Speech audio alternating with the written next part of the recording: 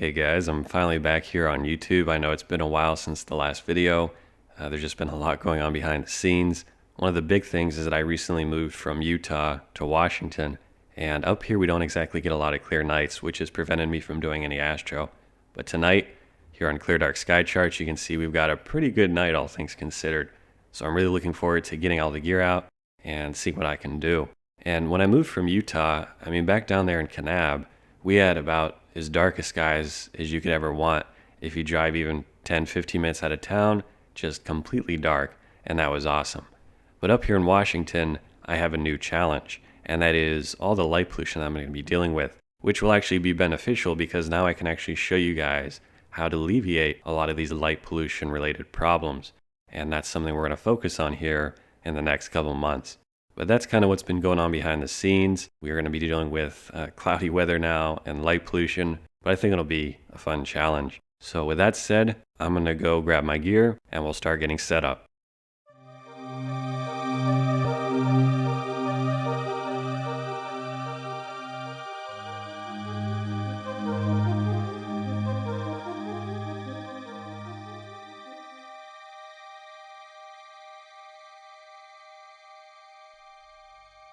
So here's a look at my new shooting scenario.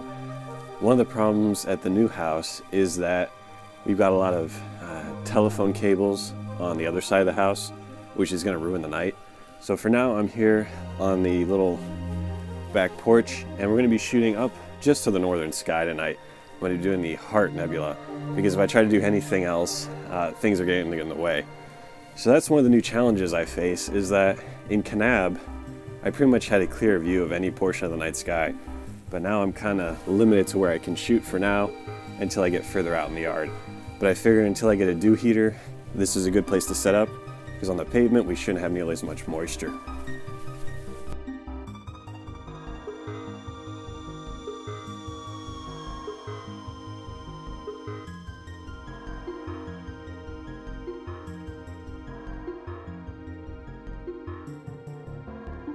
As you can see, I'm still keeping my rudimentary setup here. I've got my 2 batteries just on a cheap table. Got the ASIAir Plus, which has been doing an awesome job. And still rocking with the Space Cat, the filter wheel, and the monochrome camera. This works really well, especially here in the light polluted areas, because the narrowband filters allow me to cut through that light pollution really well. Once I untangle this big rat's nest of cables and have everything connected, then I can balance my right ascension declination. And then after that, I'm pretty much good to go, but it won't get dark till after 8, so I just want to get set up while it's still light out. And one of the problems I mentioned earlier that I'll probably face is that we have dew now. That's something we never had in the desert, and that means I'm going to need to find a way to deal with that. I have a cheap little USB dew heater on the way, which should just wrap around here and then get powered by the ASIAir Plus. We'll see how that works. I'll probably do a separate video for that. But one of the great things about this workflow is that it is so straightforward. And in fact, as you'll see later, I don't even really need to ever crouch down and look through the polar scope anymore. That was one of the issues a lot of people had, is trying to look through the scope and do a visual alignment. But now that we have the ASIAir Plus, or the Pro, whatever you have, you can just do everything through the software and just make your adjustments once it tells you what to do. So there's a lot of reasons I love using this workflow, not to mention the fact that having the go-to mount just makes everything so much easier, especially when you're shooting in narrowband. So we're already almost done with our setup for the night. And then we can go in the house, warm up, and get some dinner. So I'm gonna finish connecting these cables, and then we're gonna balance our right ascension and declination. So there we go. Tighten that down. It looks like my right ascension is already balanced, so cut that down there. And then for your declination, this is pretty easy as well. You're just gonna turn everything, make sure neither side pulls down. We look good there. All right, we're pretty much set up and ready to go. So at this point, I'm just gonna leave everything where it's at, and we'll pick back up after the sun is set, it gets dark out. We're gonna do our polar alignment through the app, we'll do our focusing, and then we'll start shooting.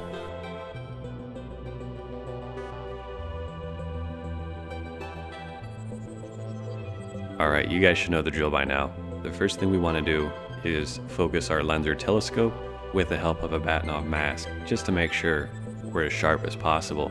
And I normally focus with the L filter first, just because it's bright and easy to see those diffraction spikes.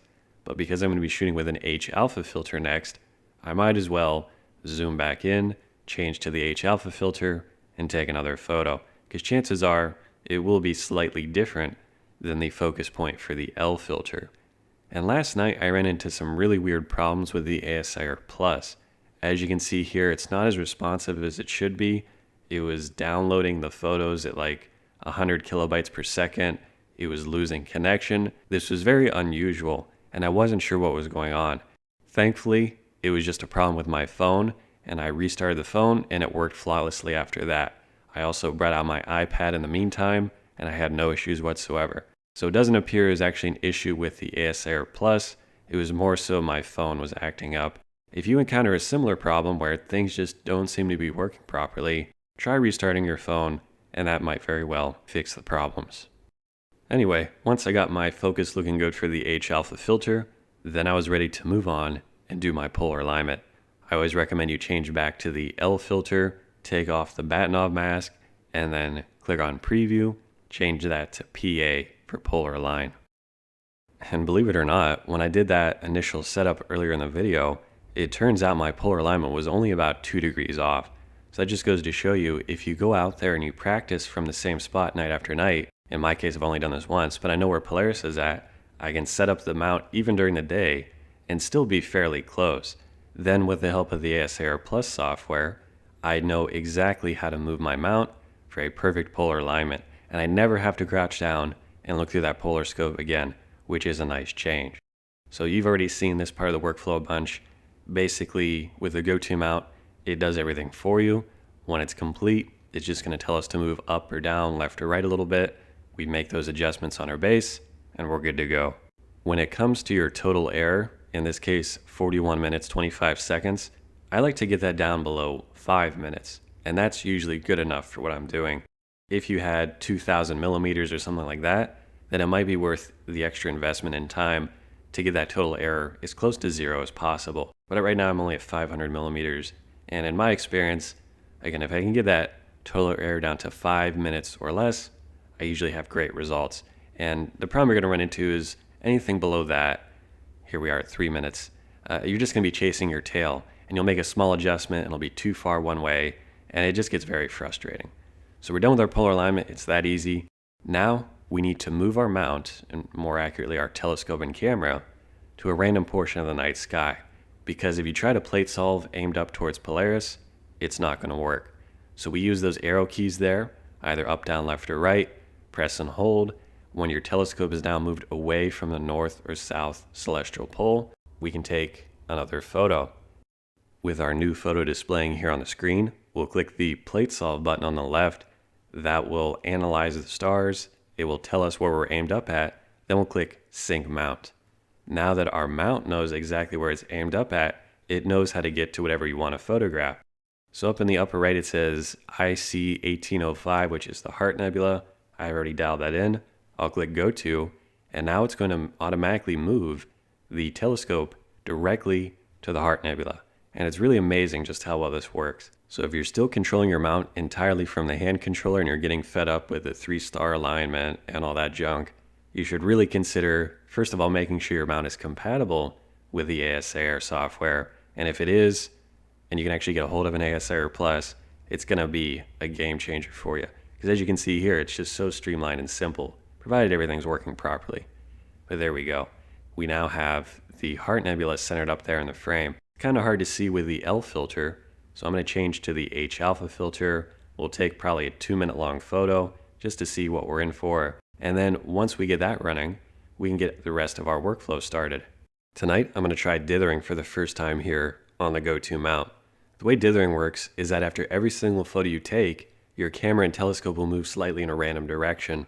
And the end result is that after stacking, your image should have noticeably less color model and walking noise and things like that. So if you go into your guide settings and then into the dither settings, you can just flick the switch there to turn on dithering. The pixels, I like to go with 10. That way I get a noticeable amount of movement between each photo. If you only have like one or two, then the camera might not move enough between each photo to get any noticeable difference. So I'm going to go with 10 today. The interval should be left at 1. That way after every single photo, you have the dither applied. And because we have the go-to mount, R8 only should be turned off. If you had a star tracker though, R8 only should be turned on. After we back out of the dither settings, we're going to go to the guide stability settings next to further tweak our parameters. And in the guide stability settings, the main thing you want to do here is make sure that the stability and settle time are set correctly. This might sound kind of confusing, but basically the stability there, where it says 0.6 seconds, 1, 2, 3, or 4, that's your accuracy in arc seconds. So the lower the number there, the more precise the guiding has to be, which means you're going to wait longer before you can take your next photo. The settle time is how long it needs to maintain that arc second rating. So it explains it pretty clearly there. This will make more sense once we get to the guiding interface, but I'm probably going to go with a rating of, or rather a stability of 2 seconds and a settle time of 3 seconds. My thinking here is that I don't want to waste a lot of time between each photo, because that could really add up over the course of the night, and maybe if clouds are rolling in at a certain time, I might end up shooting myself in the foot. So I'm trying to reduce the amount of time I have to wait between each photo. In my case today, I think I'll go with a stability of 2 seconds and then a settle time of 3. And then that should work pretty well for us tonight. Now that we've got our dithering settings dialed in, let's head back to the preview window. Looks like we're just in time. We're going to see if that H alpha photo turned out okay. My main goal here is to make sure that the composition looks good.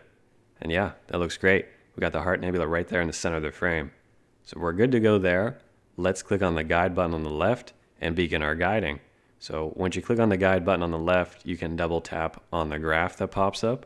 That will bring you to the guiding interface. And this is really easy to do here on the ASIAir Plus. Just click the begin looping arrows there on the right. You'll now start taking photos with your auto guider. In this case, it's already fairly well focused. And then you can click the begin guiding crosshair button on the right there, and it will automatically choose the best star. So in the past, I always said to tap on a star and then click begin guiding, but now you can just click begin guiding and it will automatically do what it needs to do. At this point, it's going to go through the calibration, so you can just sit back and wait, but I always like to get my camera settings dialed in while this is running. And over there on the right, we have RA aggression, deck mode. I normally just leave it the defaults and it works well for me. So we'll click the 2 arrows in the top left corner to get back to our camera interface here. Then we'll change from preview to auto run. This is how we actually take photos with the ASIAir software. Once you click on auto run, click the 3 dots and 3 lines. That will bring you to your camera settings. And then from here, you can dial in whatever you'd like.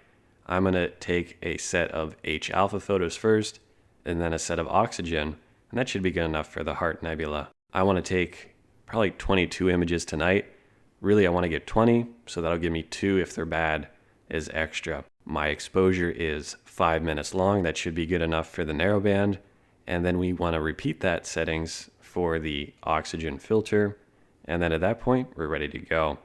I will be taking dark frames the following night because it's going to be cloudy. No sense taking them tonight when I should be capturing more light frames. So there we go. We're already set up and ready to begin taking our photos.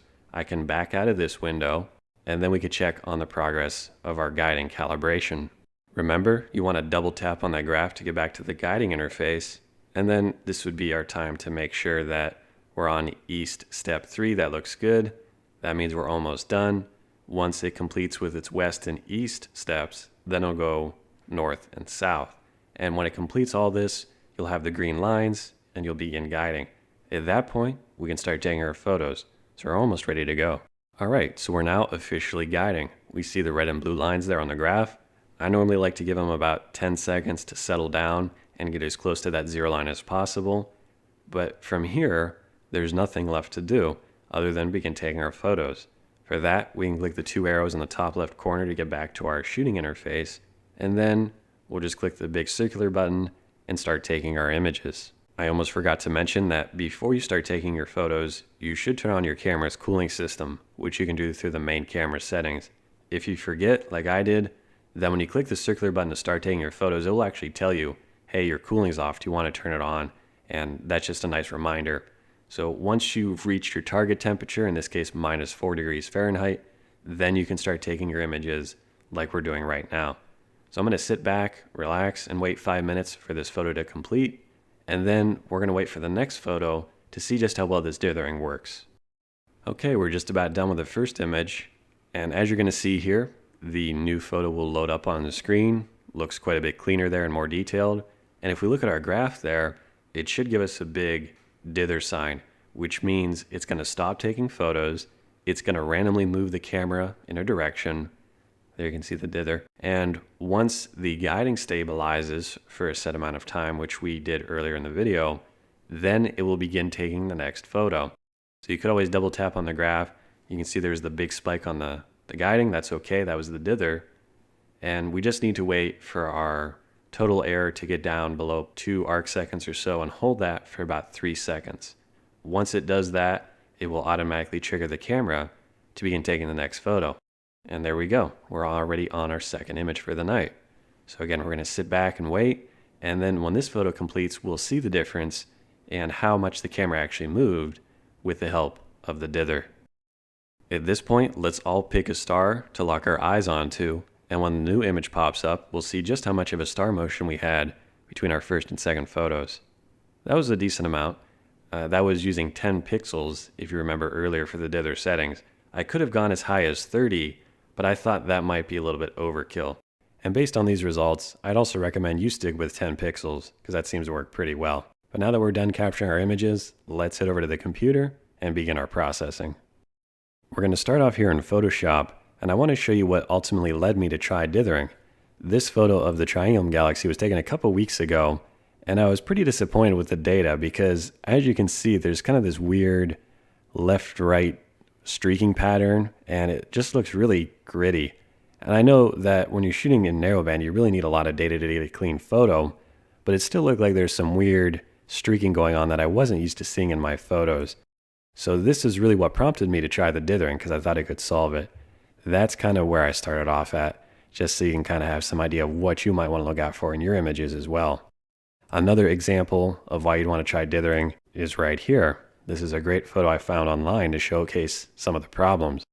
You'll notice we have just overall an up and down streak throughout the photo, and also you can see there's red, blue, and green splotches, which I normally call color mottle. So between the walking noise and the color mottle, we have two pretty severe problems that are detracting from this particular photo. And the reason we do dithering, if we look at our last example here, is that let's say our first photo is taken here, and then the stars move up here in our second photo, and then on the third they're over here, fourth maybe they're down here. Ultimately it should be kind of like a spiral from your first to your last photos. I should also stress that the more photos you have, then the better the dithering should work, because the more images you can average together. And the end result is that it should smooth out any kind of walking noise and color mottle, because now the green splotches that are always located here on your sensor are going to be shifted all around, and the red, green, and blue all come together and neutralize.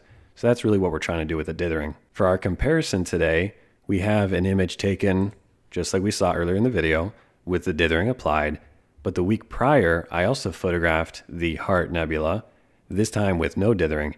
And so this will give us the perfect way to test before and after how the dithering works. I should mention that I had about 20 images for both H-alpha and oxygen on the non-dithered and the dithered photos. So frankly, that's kind of low on the amount of photos, 20. I'd like to have 30, 40, 50 or more, which should increase the benefits of the dithering. Another problem you might notice if you look closely is that these photos are still really grainy, even after about 2 hours of data for H-alpha and 2 hours of data for oxygen.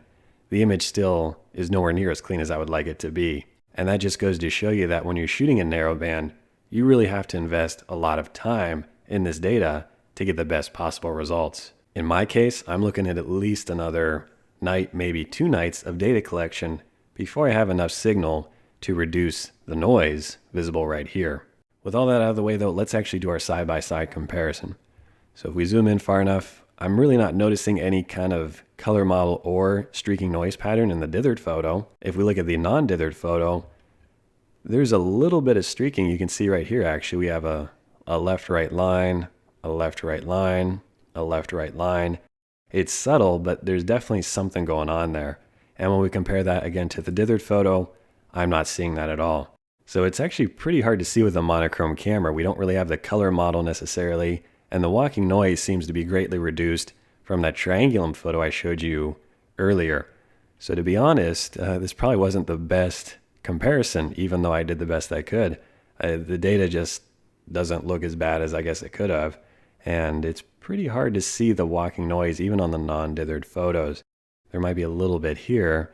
If we compare that to the dithered image, again, it just looks like a uniform noise pattern, so I'm not really too concerned about that. And here I still see kind of some left-right streaking in the non-dithered photo. So I wish the comparison could have been a little bit more obvious, but that's the way it goes sometimes. And here's a zoomed out version of the dithered image versus the non-dithered. There's a slight color balance difference, but that's just because of my processing. Overall, from here, you never really tell the difference. And I guess that's one of the things, is that as long as you're capturing good data and you're doing everything correctly and you've got a good camera, then even without dithering, you should still be getting good photos. But if you are noticing some serious problems in your photos, whether that's the color model, the walking noise, or both, then if you have the ability, I'd highly recommend giving dithering a try. When you're using a go-to mount and the settings I showed you today, it should give you, at the very least, slightly improved images, and it won't cost you very much time. You might have remembered back when I did my first video on dithering with a star tracker, and I really didn't recommend it back in the day because when you're trying to dither with a star tracker, it's really just a waste of time, to be honest. But here with the go-to mount, I think it is a good idea. You're not really wasting any time, and you're getting better results. So my final word on dithering as of right now is that if you have the ability, you might as well try it, and it might actually solve some of the problems you've been having. And that's all we've got for today's video. I hope at the very least you learned something about dithering, and if you want to give it a try, now you know exactly what to do. If you want to learn even more about astrophotography, I do have a Patreon page. I don't really talk about it too much, but if you want to check that out, I'd recommend the $10 a month option. That's where you get most of the tutorials, and we do something a little bit different every month. Last month we did a star trails, a couple star trails tutorials, and then we did some Andromeda stuff. Depending on what you're interested in, you can kind of scroll down through here, get an idea of what we're doing, and if it sounds interesting, you can check it out. That's all I've got for you today. Thanks for watching. Sorry for the long wait. Looking ahead over the next couple months, we are going to be doing more light pollution style tutorials on how to avoid it, because I'm now in a light polluted area, and we'll get into some dew heaters and things like that. So that's all I've got for you today, and I'll see you guys in the next video.